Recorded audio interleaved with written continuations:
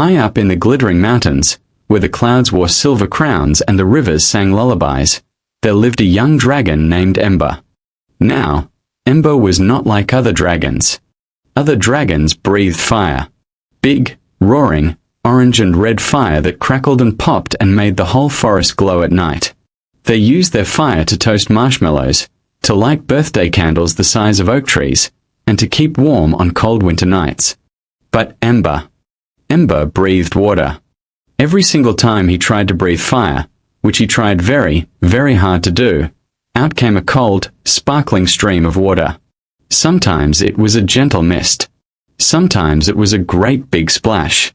Once, when he sneezed by accident, it rained inside the school cave for 3 whole minutes. The other young dragons thought it was hilarious. "Ah! Ember can't breathe fire," laughed Flint, a red dragon with golden wings. "He breathes rain." "What kind of dragon breathes rain?" Ember's purple-blue scales turned a deeper shade of blue whenever he was embarrassed, which lately was all the time. He would tuck his wings tight against his body and stare at the ground, pretending the pebbles were incredibly interesting. But the truth, the deep, secret, hidden truth that Ember hadn't told a single soul, was that Ember didn't just breathe water because he couldn't breathe fire. Ember was afraid of fire. Terrified, actually. It had started one evening, 3 years ago, when Ember was just a tiny dragonling curled up in his egg nest. A wildfire had swept through the South Forest, not started by a dragon, but by a lightning strike during a terrible storm. Ember had watched from his mountain ledge as the orange flames danced and devoured everything they touched. The heat had been enormous. The sound had been like the whole world screaming. Since that night, whenever Ember even thought about fire, his tummy turned to ice and his wings trembled like leaves in a gale. Large blue circle every time the Dragon School held fire practice, which was every Tuesday and Thursday. Ember would hide behind the big blue boulder at the edge of the schoolyard and quietly breathe water into a little pond he'd accidentally made over the past several months. The pond was now home to 14 happy frogs, 6 dragonflies, and 1 very confused snail named Gerald. His teacher, old Master Cinder, had noticed. "Ember," Master Cinder said one afternoon, his grey scales glinting in the sunlight, "I believe you have a gift, but you are not yet using it. Why do you hide at fire practice?"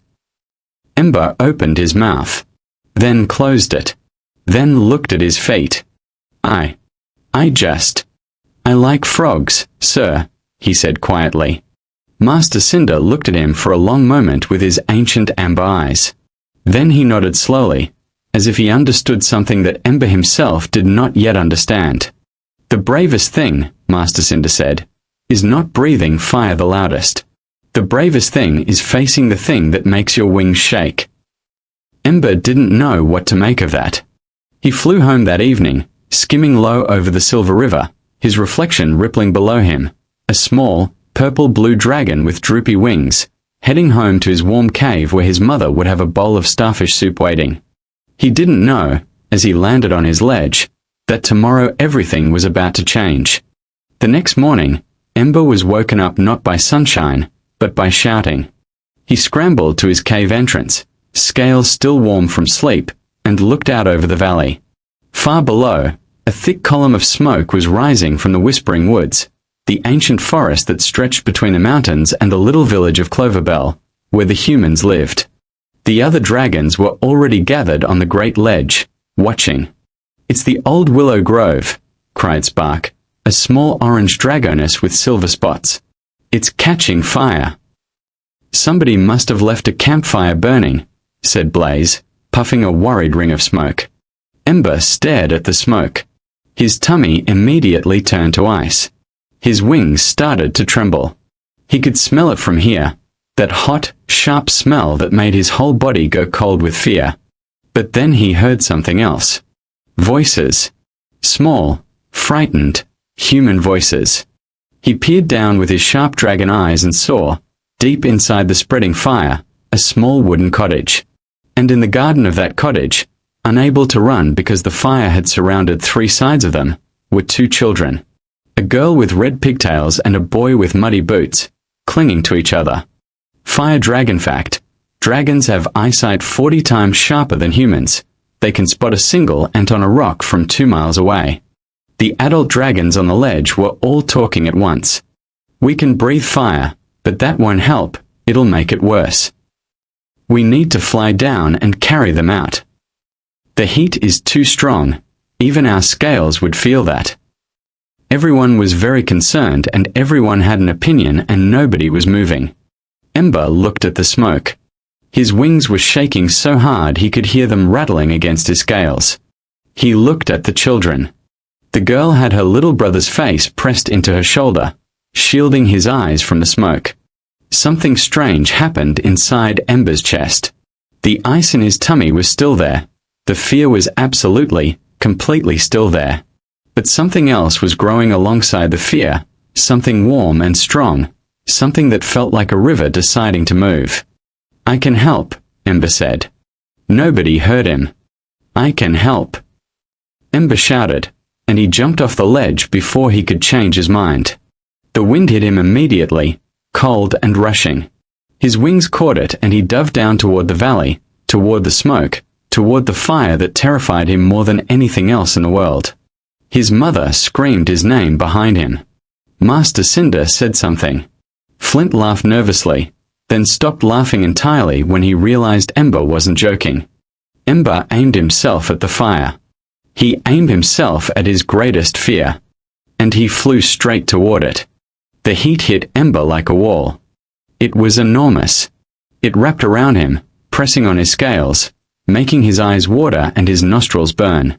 The fire crackled and roared below, and for one terrible second, Ember hung in the sky above it, his wings beating furiously, his whole body screaming at him to fly away, to go home, to hide behind the big blue boulder and breathe into his frog pond and never come back. The girl looked up. Her eyes, wide and frightened and brown, met Ember's eyes. And Ember breathed. A great, rushing, magnificent stream of water poured from his mouth, cold and powerful and silver as the mountain rivers, and it hit the fire with it like the loudest kettle in the world. Steam billowed up in great white clouds. He breathed again. And again. Great roaring streams of water, sweeping in wide arcs over the burning trees, drenching the flames, turning fire into hissing smoke. He's breathing water, shouted Blaze from the mountain ledge. Ember is breathing water. We know he breathes water, said Flint, and then, very quietly, Oh, I see. The other dragons went silent, because they were beginning to understand something important. Ember swept lower, drenching the ring of fire that surrounded the cottage garden. The flames fought back. They were old and hungry and hot, but Ember was persistent and his water was cold and endless. He breathed until his lungs ached. He breathed until his scales were steaming. He breathed until his wings were heavy and trembling with effort. The fire began to shrink. With every pass Ember made, the circle of burning trees grew smaller. He could feel the heat decreasing with each wave of water, could hear the crackling becoming a hissing, becoming a silence. Raincloud hashed within 15 incredible, exhausting, magnificent minutes. The fire around the cottage was completely out. A wide circle of wet, steaming, dark ground surrounded the little house. The children stood in the middle of it, unharmed, staring up at the sky with their mouths completely open. Ember glided down and landed in the garden with a soft thump, his legs shaking with exhaustion. He was soaked from the steam of his own water breath. His wings drooped. He was more tired than he had ever been in his entire life. The girl, she was about 9 years old, with freckles on her nose, walked right up to Ember and looked at him very seriously. You're a dragon, she said. Yes, said Ember, surprised that she wasn't running away. You just put out a fire, she said. Yes, said Ember. With water, she said. Yes, said Ember. She was quiet for a moment, thinking about this with great seriousness. Then her whole face broke into the biggest, most brilliant smile Ember had ever seen on a human, and she threw her arms around his enormous scaly neck. You are the most amazing dragon in the whole world, she whispered. Her little brother, who had been standing behind her, ran forward and hugged one of Ember's great purple-blue legs. Ember stood very still, in the steaming quiet garden of the safe cottage, and felt something melt in his chest that had been frozen there for 3 years. When Ember flew back up to the mountains that evening, the entire dragon community was waiting for him on the great ledge. He landed clumsily, he really was exhausted, and looked around at all the faces. There were his classmates, their parents, old Master Cinder, and even Elder Magma, the oldest dragon on the mountain, who was so ancient that her golden scales had turned silver and her fire had become a gentle, warm glow. Ember braced himself for the teasing, for the laughter, for Flint to say something about breathing rain. But nobody laughed. Instead, something completely unexpected happened. Elder Magma slowly spread her enormous silver wings and lowered her great head, a deep, formal bow, the kind dragons only gave to those who had done something truly remarkable.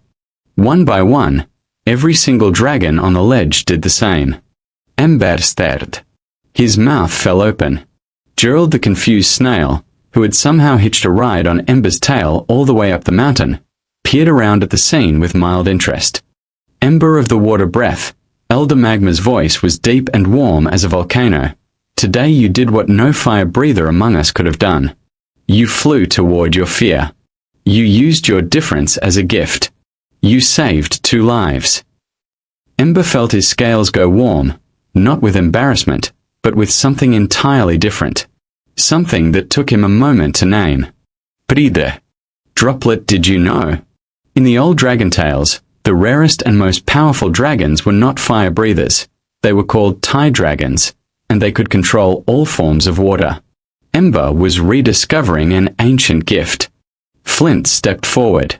The red dragon who had laughed the most, teased the most, made Ember feel smallest the most.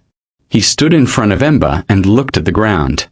I'm sorry, Flint said, very quietly. I didn't understand. I thought being different was a problem. But it's not. It's just different.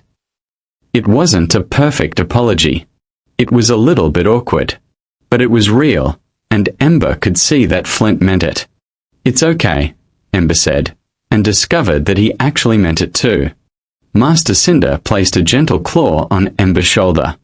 Do you remember what I told you? That the bravest thing is facing the thing that makes your wings shake. Yes, sir, said Ember. Today you proved it. But I want you to know something else, young Ember. Master Cinder's amber eyes were serious and kind. Your fear of fire is not a weakness. It shows that you understand how powerful and how dangerous fire can be. That understanding, that respect, is what made you able to fight it safely today. Your fear taught you something. Ember thought about that for a long time that night, lying in his warm cave while the stars came out one by one over the glittering mountains.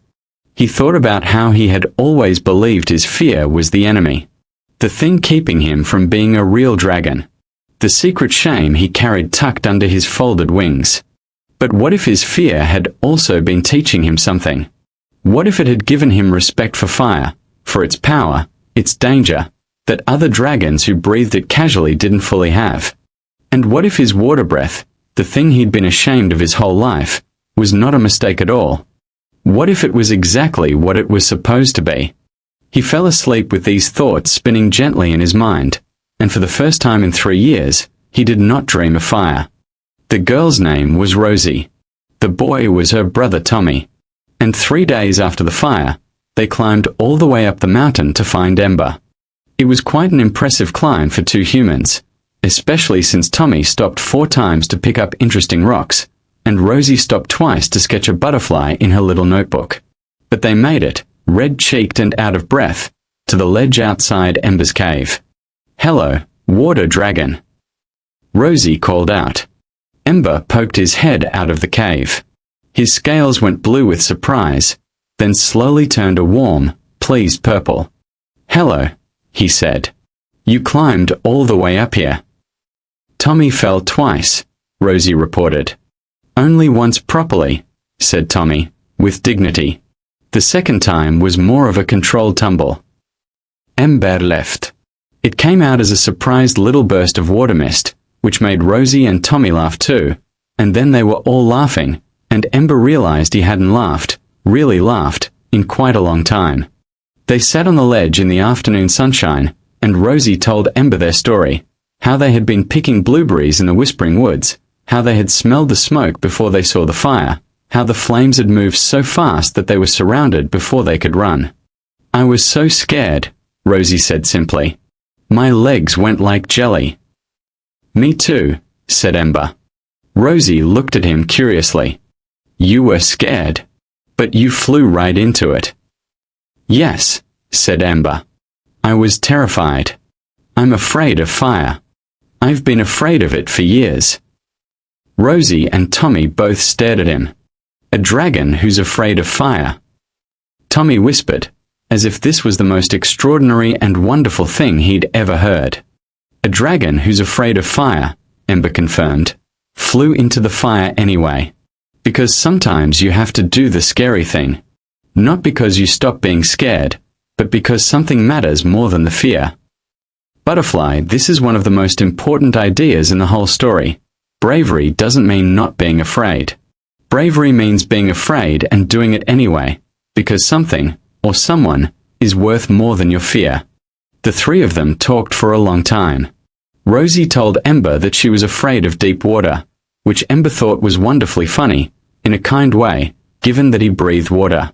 Tommy said he was afraid of the dark, and Ember said that actually, he thought the dark was quite cozy, and offered to take Tommy on a night flight someday to show him the mountain when it was lit only by starlight, which Tommy said he might try one day. As the sun began to set, painting the sky in great sweeps of orange and pink, Rosie opened her notebook and showed Ember something. It was a drawing, a detailed, beautiful drawing of Ember flying through the smoke, streams of silver water pouring from his mouth, his wings spread wide against the flames. He looked magnificent. "Is that me?" Ember asked, genuinely not sure. "Of course," said Rosie. "I drew it from memory. I've been drawing it every night since. I wanted to get it right." She tore it carefully from her notebook and held it out to him. "For you," she said. "So you remember." Ember took it very carefully in his large claws, holding it as gently as he would hold a single soap bubble. He looked at the dragon in the picture for a long time. The dragon in the picture didn't look afraid at all. He looked powerful. He looked certain. He looked exactly like who he was supposed to be. Maybe, Ember thought, that is what courage looks like from the outside, even when on the inside, your wings are shaking so hard you can hear them rattle. 1 month later, the Dragon School held its annual Festival of Flames. It was the biggest celebration of the year. Every dragon in the mountains gathered on the Great Ledge to show off their fire-breathing, and this year, for the first time ever, the village of Cloverbell had been invited to watch. The humans had set up a little viewing area at the foot of the mountain, with blankets and hot chocolate and, Ember noted, a very respectable number of fire buckets, just in case. Ember stood in line with the other young dragons. His wings were folded neatly. His scales were polished. Gerald the snail was not on his tail this time. Gerald had been given a proper home in the school pond, where he was apparently very happy and had made several new friends. "Are you nervous?" Spark asked, nudging him gently. "A little," Ember admitted. "Are you?" "Very," said Spark, and somehow that made both of them feel better. One by one, the young dragons took their turn before the crowd. Flint breathed a spectacular column of bright red fire that spiraled 20 feet into the air. Blaze produced perfect golden rings. Spark sent up a shower of fireworks that made the human children gasp and cheer. Then it was Ember's turn. He walked forward and stood at the edge of the Great Ledge, looking out over the valley, over the Whispering Woods, now regrowing beautifully, with bright green shoots pushing up through the dark earth, over the village of Cloverbell where he could see Rosie and Tommy in the front row of the viewing area, waving enthusiastically. He took a deep breath. And then he spread his wings, fully, gloriously, purple, blue and gleaming, and he leapt off the ledge. He flew in great sweeping circles above the crowd, building up to it, feeling the wind under his wings, feeling the joy of flight that he sometimes forgot about when he was worrying about other things. And then he breathed. Waterwave, what came from Ember's mouth was not just water. It was something extraordinary. 3 years of practicing in secret, 3 years of breathing into his little frog pond, had made him incredibly skilled. The water spiraled from his mouth in complex, beautiful shapes, a towering spiral that caught the sunlight and turned into 1,000 tiny rainbows, a wide shimmering curtain of mist, a fountain that shot 40 feet into the air and then cascaded down around him like a waterfall as he flew through the middle of it. The crowd went completely, totally silent. For one long second, nobody made a sound. Then the cheering started. It was the loudest, most enthusiastic cheering the Great Ledge had ever heard, from dragons and humans together, all of them on their feet, all of them shouting and roaring and clapping and waving. Ember could hear Rosie screaming his name. He could hear Tommy yelling, "That is my friend," at the top of his lungs.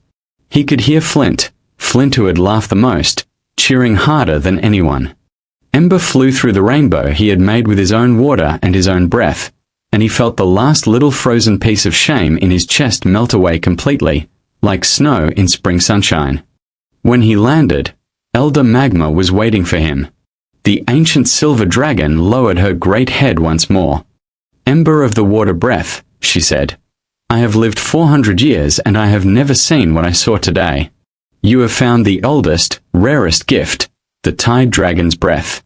It was believed lost for 2 centuries. It lives again in you." "But I was afraid of it," Ember said honestly. "For so long I was ashamed of it." "Yes," said Elder Magma gently, "and that shame cost you 3 years of joy. Let it be a lesson, not just for you, but for all of us. What we are afraid of and what we are ashamed of are rarely the same thing, but we often treat them that way. Your gift was never shameful. Your fear was never weakness. Together, they made you ready." Ember thought about this for the rest of the day, and for many days after.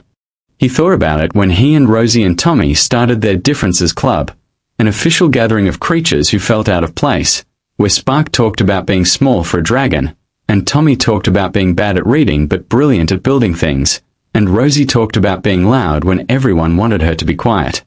He thought about it when Master Cinder made him the official school water safety officer, and he taught all the young dragons what fire could do and why respecting it mattered. He thought about it on rainy days when he flew through the clouds and let the rain wash his scales clean, and on sunny days when he made rainbows above the valley just because he could. And every night, before he slept, he looked at Rose's drawing, pinned carefully to the cave wall, the dragon flying through the smoke with silver water streaming from his mouth, wings spread wide, looking exactly like who he was supposed to be. Not a broken fire breather. Not a dragon who had failed at being a dragon. A tide dragon. The last of an ancient and magnificent kind. Exactly right. Exactly himself. And every night, Ember closed his eyes, and smiled, and slept without any dreams of fire at all. Dragon sparkles. Tilda the N tilde.